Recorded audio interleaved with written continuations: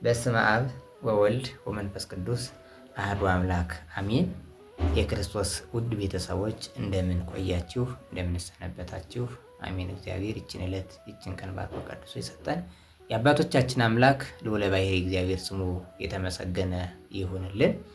ዛሬ የምናየው እንግዲህ ሥላሴ ማለት ምን ማለት ነው የሚለው እናያለን። እንግዲህ ለቤቱ አዲስ የሆናችሁ ቤቱን እየያዛችሁ እንዲሁም ላይክ ሸር እያደረጋችሁ ለሌላዎች እንዲዳረስ አድርጉ ማለት እፈልጋለሁ።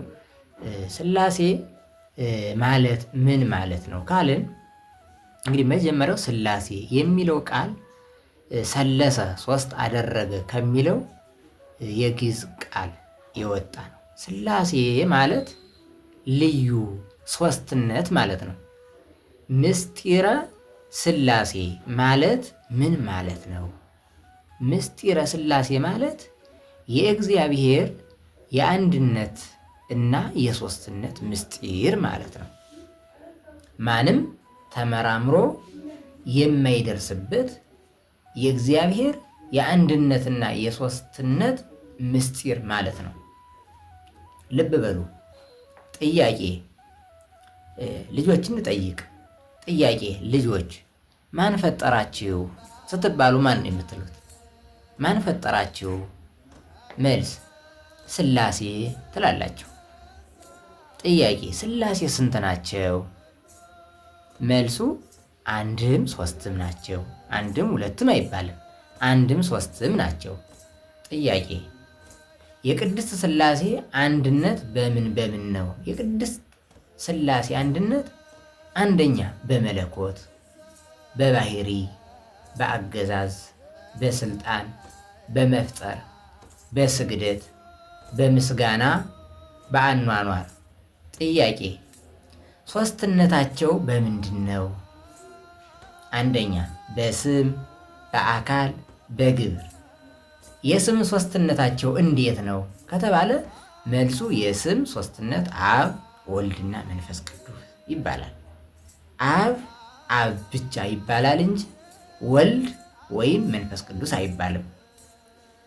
ወልድም ወልድ ብቻ ይባላል እንጂ አብ ወይም መንፈስ ቅዱስ አይባልም። መንፈስ ቅዱስም መንፈስ ቅዱስ ብቻ ይባላል እንጂ አብ ወይም ወልድ አይባልም። ጥያቄ ልጠይቃችሁ። የአካል ሶስትነታቸው እንዴት ነው? የአካል ሶስትነታቸው እንዴት ነው? መልስ ለአብ የራሱ የሆነ ፍጹም መልክ፣ ፍጹም ገጽና ፍጹም አካል አለው። እየሰማቸው። ለወልድም የራሱ የሆነ ፍጹም መልክ፣ ፍጹም ገጽና ፍጹም አካል አለው። ለመንፈስ ቅዱስም የራሱ የሆነ ፍጹም መልክ፣ ፍጹም ገጽና ፍጹም አካል አለው። የግብር ሶስትነት ስንልስ የግብር ሶስትነት ማለት ነው። የግብር ሶስትነት ምን ማለት ነው? መልሱ በግብር ሶስት እንላለን። በግብር ሶስት እንላለን። ይህውም አብ ወላዲ አባት አስራጺ ማለት ነው። አብ አባት አስራጺ፣ ወልድ ተወላዲ ወልድ ተወላዲ ልጅ ማለት ነው። መንፈስ ቅዱስ ሰራጺ ማለት ነው። እንግዲህ ለዛሬ ይሄን ይዤላችሁ መጥቻለሁ። ከዚህ ደግሞ ተከታታይ ትምህርት እንዲደርሳችሁ ላይክ ሸር እያደረጋችሁ ለጓደኞቻችሁ እንዲደርስ አድርጉ። ያስተማረን የመከረን የአባቶቻችን አምላክ ልዑለ ባሕርይ እግዚአብሔር ስሙ የተመሰገነ ይሁን። ይቆየን።